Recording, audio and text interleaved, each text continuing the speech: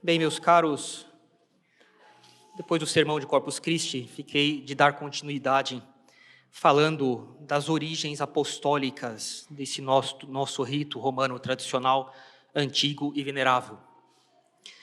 O evangelho desta missa faz referência à missa, a esta grande ceia da parábola de hoje. São Jerônimo, comentando essa passagem, diz: a grande ceia desta parábola designa o reino dos céus, a igreja. Os judeus, os que foram chamados primeiro, foram repelidos por causa da incredulidade. Os gentios, os pagãos, foram substituídos em seu lugar. São João Crisóstomo, comentando sobre São Mateus, vai dizer: os primeiros chamados significam o povo judaico, mas os das praças e das ruas designam os gentios. E Santo Agostinho dirá: os primeiros chamados que apresentaram desculpas devem ser entendidos como o povo judaico. Os segundos, porém, que foram congregados nas praças e caminhos, significam os pagãos e os gentios. O reino dos céus, a igreja, é comparado na parábola de hoje a uma ceia. E neste domingo, depois de Corpus Christi, essa parábola foi escolhida porque esta ceia é vista como uma metáfora para a Santa Missa que Jesus Cristo instituiu na igreja. Santa Missa, onde nos alimentamos da carne do Cordeiro sacrificado, o corpo de Jesus Cristo. Santa Missa, no nosso rito romano tradicional, que remonta aos apóstolos São Pedro e São Paulo, e que foi sendo formado este rito pelos costumes legítimos dos gentios romanos que foram entrando na igreja. Gentios pagãos que foram entrando na igreja obrigados pela mesma pregação dos apóstolos, uma obrigação de consciência nascida do conhecimento da verdade, não pela violência da força. Está na parábola de hoje. Irado, o pai de família disse ao seu servo: sai sem demora pelas praças e pelas ruas da cidade e introduz aqui os pobres, os aleijados, os cegos e os coxos. Disse o servo: Senhor, está feito como ordenaste e ainda há lugar. O Senhor ordenou: sai pelos caminhos e atalhos e obriga todos a entrar, para que se encha a minha casa. Obrigação não pela violência, mas pela violência da verdade, pela ação poderosa da graça, pela pregação. E este nosso rito romano, transmitido de geração em geração, por isso chamado de rito romano tradicional, porque tradere em latim significa transmitir. Algo tradicional não é algo antigo, é algo transmitido desde a antiguidade. Mas é mais do que algo antigo. É algo que, porque não pode ser deixado de lado, é transmitido. Há coisas antigas que não foram transmitidas, não chegaram até nós, não são tradição. Não é porque é antigo que é tradicional porque foi transmitido. Esse nosso rito tem nele as marcas dos gloriosos apóstolos São Pedro e São Paulo, que pregaram em Roma e converteram os romanos. E esse rito recebeu a cooperação, na sua formação, de costumes legítimos dos romanos. Por exemplo, a patena. A patena é uma introdução no rito romano que não existia no começo da igreja. Na última ceia, vocês veem que Jesus Cristo tomou o cálice, mas ele não pegou patena nenhuma. A patena tem origem no costume imperial dos romanos, de que nada era oferecido ao imperador dos romanos que não estivesse sobre um prato de ouro. Era muito desrespeitoso oferecer algo ao imperador de mão a mão, dizendo: toma. Se oferecia algo sobre um prato. Ora, se isso era feito para o imperador, o que fazer para Deus? Pelo menos isso. E assim a patena foi introduzida na missa. E porque o cálice sempre esteve na missa, desde a primeira missa, na última ceia, o cálice nunca sai do altar. A patena sai. Vocês veem que no rito do bispo, aliás, a forma plena e primeira do rito romano tradicional é a missa pontifical do bispo. Ele é o sumo sacerdote. E as outras formas, missa solene, missa cantada, missa rezada, são formas simplificadas para, na ausência de toda a equipe litúrgica que um bispo traz consigo, coisa que não é possível ter em todas as paróquias todos os domingos, todos os dias então nem se fale, mas manter o que é possível. Na missa pontifical, uma vez oferecido o pão sobre a patena, esse prato de ouro, que tem sua origem no prato de ouro que era usado para oferecer algo para o imperador no Império Romano, a patena vai embora. Ela não fica mais no altar, o cálice fica. Mas como a patena não é do começo da missa instituída por Jesus Cristo, depois de usada ela vai embora. O subdiácono a pega e leva ela lá para baixo. O véu também, o véu de ombros, o véu humeral, que cobre toda a credência e com o qual o subdiácono levará o cálice, a patena com a hóstia para o altar. É porque no Império Romano, não só algo era oferecido para o imperador sobre um prato de ouro, mas coberto com um véu. Ninguém tem que saber o que é oferecido para o imperador, que falta de respeito é essa. Você descobria o véu diante do imperador. Os outros não tinham que ver o que tinha ali embaixo. Ora, se o imperador é assim, quanto mais para Deus. E assim se introduziu o costume legítimo de, na liturgia, cobrir as oferendas com um véu e descobrir na hora do ofertório. O faldistório, essa cadeira dobrável, né? Depois ela foi adquirindo o formato de as pernas elas se cruzam, né? Mesmo que não necessariamente dobráveis, mas ainda tem alguma reminiscência disso. Era a cadeira sobre a qual o general dava instruções aos soldados romanos para a guerra no acampamento militar. Todos colocavam-se nas suas posições, um auxiliar abria o faldistório, o general sentava-se e dava as instruções militares para os soldados para a guerra. E é de lá que o bispo faz o sermão, do faldistório, para instruir a sua tropa, que são os fiéis, porque a vida cristã é uma milícia. O báculo dos bispos, esta vara, que tem uma curva na ponta, tem provável influência de um instrumento sacerdotal romano pagão, que depois foi introduzido de maneira católica, para o sacerdote católico romano, o litus, que era uma vara curva na parte superior, usada como instrumento de culto na religião antiga de Roma, para marcar um espaço ritual no céu. O sacerdote pegava essa vara curva na ponta e fazia uma marca no céu. Essa marca se chamava templum, templo. Se pássaros passassem por ali, eram os auspícios. Os auspícios eram adivinhações pelos pássaros. Se os pássaros passassem pelo templo, indicavam o favor ou desfavor dos deuses para alguma iniciativa, por exemplo, começar uma guerra. Bem, era um instrumento usado pelos romanos no culto pagão, foi catolicizado e usado pelos bispos hoje.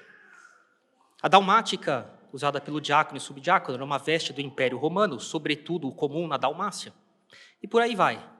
Nosso rito tem uma colaboração legítima de costumes dos romanos, dos gentios.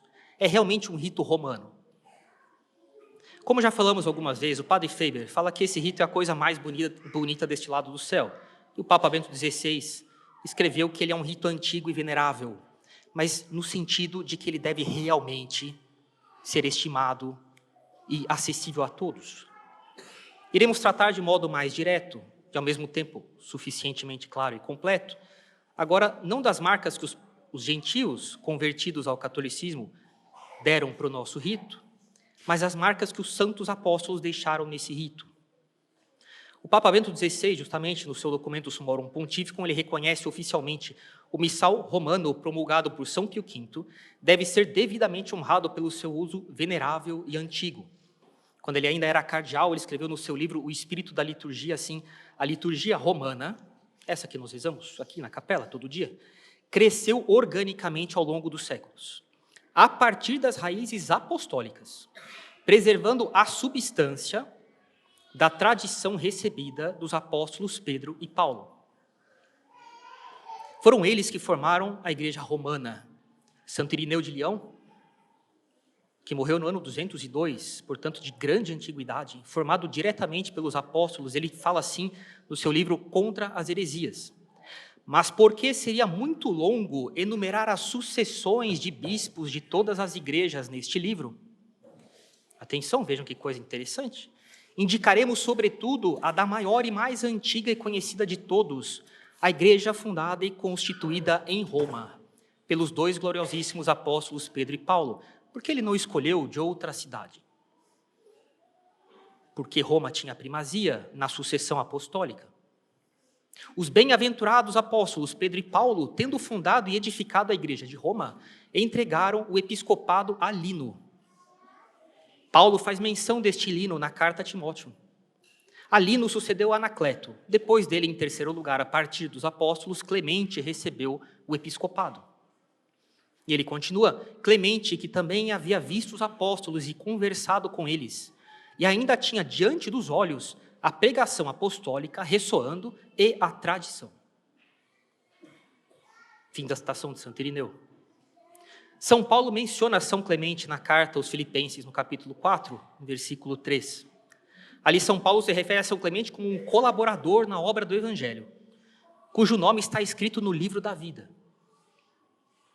E Santo Irineu dirá, Clemente, que havia visto os apóstolos, tinha ainda diante dos olhos a tradição, a pregação dos apóstolos.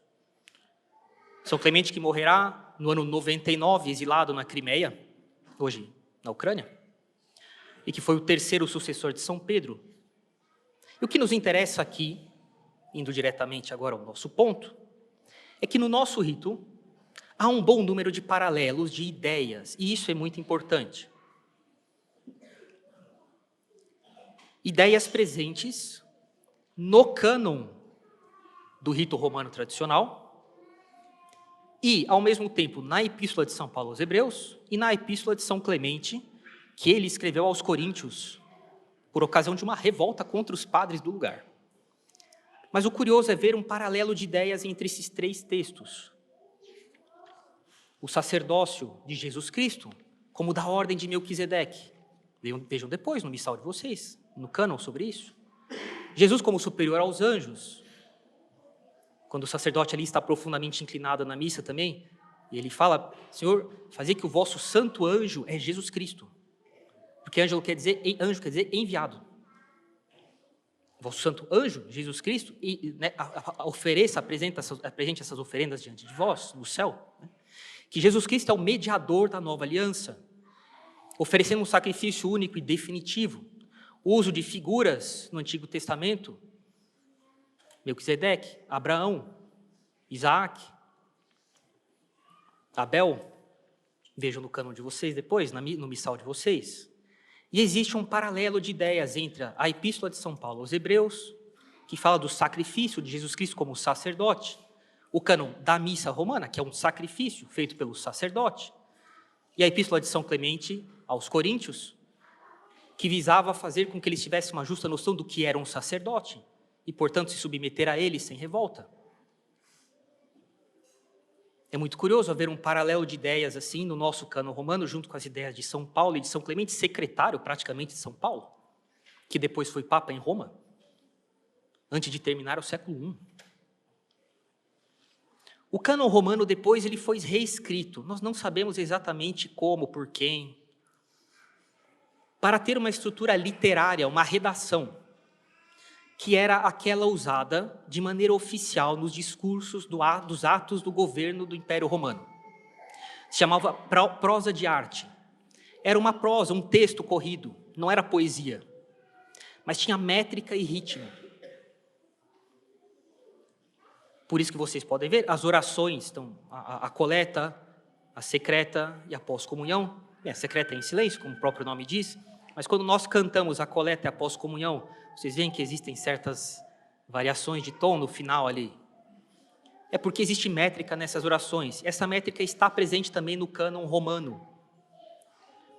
Alguém, São Gregório Magno fala, um escolástico, um estudioso, a pedido do Papa, antes de São Gregório, reescreveu o cânon romano, mantendo as ideias dos apóstolos, transmitidas ali em Roma, desde o começo do culto em Roma, para reescrevê-lo numa prosa com métrica. Se vocês lessem o cânon romano, vocês veriam que existe um certo passo, porque, bem, existem sílabas mais longas e curtas, isso que faz a poesia nascer, né? E esse modo de discursar era um modo de discursar diante do imperador, pelos oradores romanos. Ora, se era assim para o imperador, quanto mais para Deus. O cânon é verdadeiramente a fusão das ideias transmitidas por São Pedro e São Paulo aos romanos, com relação ao sacerdócio, a Jesus Cristo, mediador do Novo Testamento, do sacrifício, simbolizado no Antigo Testamento por Melquisedeque, por Abel, mas agora com um modo de discursar próprio dos romanos, que era o melhor que eles tinham. A forma romana mais nobre usada no Império Romano Antigo, mas com o conteúdo ensinado pelos apóstolos São Pedro e São Paulo aos seus sucessores. Esse aqui é um primeiro ponto que mostra a origem apostólica do nosso rito. O que fala mesmo da origem apostólica do nosso rito é a tradição ininterrupta, repetida ao longo dos séculos, de que nosso rito vem de São Pedro e São Paulo. Mas o que eu estou mostrando é que existem bons indícios que, longe de se opor a isso, corroboram isso. Tem mais um que eu darei aqui. O cálice da última ceia. Eu falei no último sermão, fiz uma alusão, mas agora veremos com um pouco mais de calma. Nosso rito, na hora da consagração do vinho, fala assim: terminada a ceia, ele tomou este preclaro cálice nas suas santas e veneráveis mãos. Este cálice. A individualização é impressionante. Ele tomou este cálice. Não fala ele tomou o cálice. Os outros ritos falam isso, mas podem procurar. Nenhum rito fala Jesus tomou este cálice. Eles falam tomou o cálice. Só o nosso rito diz ele tomou este cálice nas suas santas e veneráveis mãos. Ora, eu gostaria de ler aqui alguns testemunhos dos padres da igreja. Uma tradição conservada sem interrupção, que afirma que São Pedro levou o cálice da última ceia quando deixou Jerusalém, passando primeiro por Antioquia antes de chegar a Roma. Pedro, vindo de Antioquia a Roma, diz o Liber Pontificalis, trouxe consigo os vasos sagrados que haviam sido abençoados na ceia do Senhor. Fonte importantíssima para a liturgia de Roma, o Liber Pontificalis. As atas do martírio de São Lourenço. São Lourenço foi morto em 258, depois de Cristo. O diácono Lourenço dispersou os tesouros da igreja para que não caíssem nas mãos dos perseguidores, entre os quais, entre esses tesouros, estava o cálice do Senhor, o cálice dominical, o cálice do Senhor. Foi a perseguição de Valeriano, foi brutal, né? Matou o Papa Sisto II, São Sisto II, ele falou assim para São Lourenço, é tudo registrado: filho, não pense que te abandonei, em 3 dias estarás comigo. 3 dias depois ele foi morto, São Lourenço. Deu tempo aí dele dispersar os tesouros da igreja para que não fossem profanados e destruídos pelos pagãos. Prudêncio fala assim na sua obra sobre Estéfano. Os vasos que Cristo tocou, Lourenço enviou às Espanhas, para que a perseguição romana não os destruísse. Ora, coisa curiosa, São Lourenço era espanhol, provavelmente nasceu em Huesca. Ele provavelmente, nesses 3 dias em que teve algum tempo de proteger os tesouros da igreja, chamou seus amigos. Roma era uma cidade muito cosmopolita, hein? Chamou seus amigos e falou: sumam com isso daqui, levem para a Espanha, onde a perseguição não está acontecendo. Não acontecia tudo do mesmo jeito no império inteiro, dependia de cada prefeito, de cada governador, de cada região, né? Em Roma podia estar pegando fogo e na Espanha tudo tranquilo. E atualmente o cálice de Jesus Cristo, da última ceia, está na Espanha, em Valência. Fizeram alguns estudos sobre ele. É um cálice de ágata, de cor marrom avermelhada, escura, de origem oriental. Alguns estudos mostraram que ele data do século I, de que a técnica de lapidação consiste em uma lapidação manual, conforme o artesanato da Palestina do século I. Que essa ágata, por estudos de geologia, procede da região do Mar Vermelho, provavelmente levada pelos nabateus, região ali da Arábia, do Egito da Arábia, por via de comércio até a Palestina. E que o estilo é o estilo dos gregos tardios, que era comum na Palestina romana. Um estudo de 1999 confirmou que a copa desse cálice possui características técnicas compatíveis com objetos de luxo palestinos do período apostólico. Se você assistiu Indiana Jones e acha que o cálice de Jesus era de madeira, você está enganado, né? Não, ele não era da teologia da libertação. Era um cálice da nobreza, de luxo, né? Lógico, né? Que se trata de ágata natural, não tratada artificialmente, da origem da Arábia, com técnica manual, não industrial de polimento.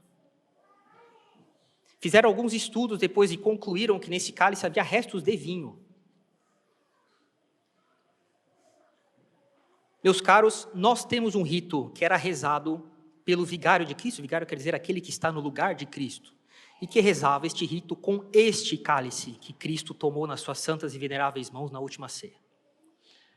Por infelicidades da vida, esse cálice acabou indo embora de Roma, mas foi preservado, graças a Deus, para sua veneração na Catedral de Valência. Recomendo dar uma passada lá, eu já fiz isso. Né? De que nós temos um rito que data daquele que estava no lugar de Jesus Cristo, São Pedro. Apacenta as minhas ovelhas. É um rito que dá um testemunho perene e ininterrupto. O rito romano tradicional não é uma criação medieval, não é uma invenção posterior, mas é fruto de um desenvolvimento orgânico, tranquilo, natural, se assim se pode dizer, da liturgia apostólica romana, preservando fielmente os elementos essenciais transmitidos por São Pedro e São Paulo, enriquecidos com bons costumes legítimos dos romanos, mas nunca substancialmente alterados esses elementos apostólicos ao longo dos séculos. Essa continuidade apostólica ininterrupta faz do rito romano tradicional um tesouro inestimável da Igreja Católica, o seu patrimônio sagrado, um testemunho seguro e privilegiado da fé católica ensinada pelos apóstolos São Pedro e São Paulo. Diz o Concílio de Trento, na sua seção 22, o cânon consta das mesmas palavras do Senhor, são as palavras da consagração, e das tradições dos apóstolos, assim como também dos piedosos estatutos dos santos pontífices. Enfim, encerro por aqui, é só um sermão, não é uma conferência, mas esperamos ter, com estas coisas, dado ainda mais fundamentos para que a estima que vocês têm, que nós temos pelo rito romano tradicional, seja uma estima por convicção, de união ao que sempre foi transmitido de geração em geração até nós, pela tradição que vem dos apóstolos e que eles receberam de Jesus Cristo em pessoa. No outro sermão, falaremos da influência desse rito na nossa civilização cristã ao longo de 2000 anos. Eu sei que eu disse que eu falaria aqui, mas não temos tempo. No outro sermão, falaremos o como esse rito moldou a cristandade. E ele deve ser, então, estimado, sobretudo que é o rito romano do chefe da igreja, datado de São Pedro, deve ser estimado de maneira superior aos outros ritos. Falaremos disso numa próxima vez. Mas, que sirva para agora, né, com fundamento histórico, às vezes penso que no Brasil a piedade das pessoas é meio anêmica, sem esses fatos históricos que fazem com que elas realmente tenham noção de o que é a religião delas, né? Dos apóstolos, dos primeiros padres da igreja, e que é exatamente, nós somos os que receberam exatamente isso, né? Não é só piedade, mas é uma piedade fundamentada em sólido fundamento histórico e real, né? Jesus Cristo é real, os apóstolos são reais, e nós temos diante de nós o que veio deles para nós há 2000 anos, né? Espero que isso aqui sirva para que seja uma convicção, uma piedade cheia de princípios, e que isso colabore para uma devoção, uma espiritualidade realmente sólida, que seja inabalável diante de qualquer crítica, ou de qualquer perseguição, ou de qualquer dificuldade ou tentação. E depois, numa próximo sermão, falaremos sobre como esse rito moldou a cristandade ao longo de 2000 anos. Né? Em nome do Pai, do Filho e do Espírito Santo. Amém.